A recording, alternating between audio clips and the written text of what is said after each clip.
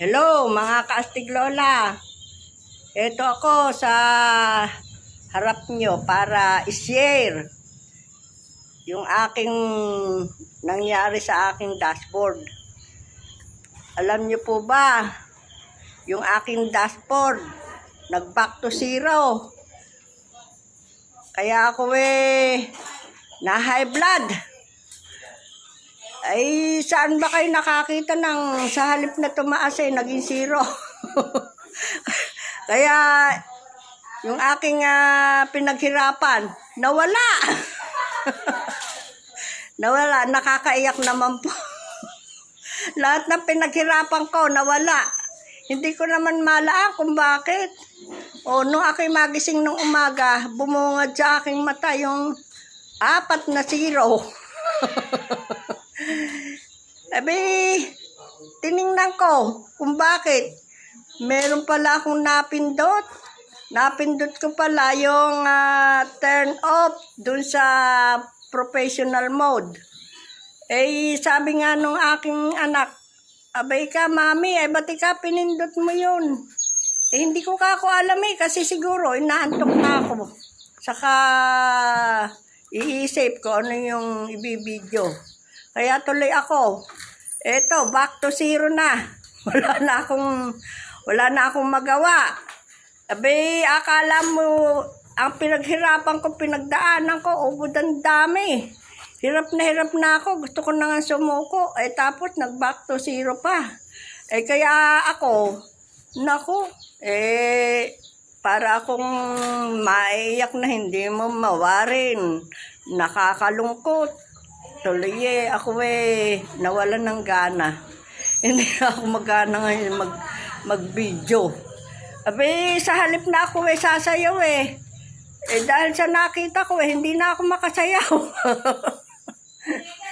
Hindi na ako makaindak.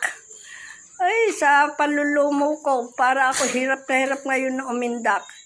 Gusto kong mag-video. Kaya ako, 2 araw na hindi nakapag-video yung aking mga audience. Huwag kayong aalis. Kasi ako hindi makapag-video. Nalulungkot ako kasi yung aking dashboard. Nag-back to zero. 4 na zero. Paano pa ako makakabangon ngayon? Lahat ng pinaghirapan ko, nawala. Hindi ko na alam kung paano ko ibabalik yon. Kasi ando na lahat yung yung mood na talaga namang ibinigay ko na lahat yung aking magagawa do sa pagre-reels, pagbibideo. Kaya naku, nakakalungkot naman. Kaya ito aral sa akin na kailangan huwag pindot ng pindot. Huwag kung ano-ano yung pinipindot, lalo na pagka inaantok. Siguro baka ako inaantok. Kaya ako hindi ko na malayan. Napindot ko pala yung professional mode na yun. Napindot ko yung turn off. Yung pala doon mawawala lahat yung aking pinaghirapan. Kaya heto ako ngayon. Para bang ibig ko nang sumuko. Para bang nawala na ako ng gana. Kasi yung sa halip-halip na ako magkakagana nalulungkot ako. Hindi ko na ngayon malaan kung paano gagawin ko. Kasi zero. Kahit ako ngayon umarat hindi ko na marireach yung aking mga pinagdaanan. Parang hindi ko na kaya. Ano po ba masasabi niyo sa akin? Yung content creator dyan. Ano pa masasabi niyo sa akin? Nako, eto ako. Nanghihingi ako ng tulong.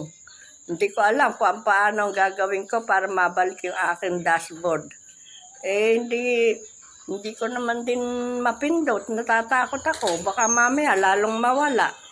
Kaya papahinga muna ako. Pag naman ako pumahinga, yung mga audience ko, hahanapin ako. Paano ngayon yan? Mawawala na si Astig Lola sa reels. Hindi na ako makasayaw. Nalulungkot ako. Kaya mga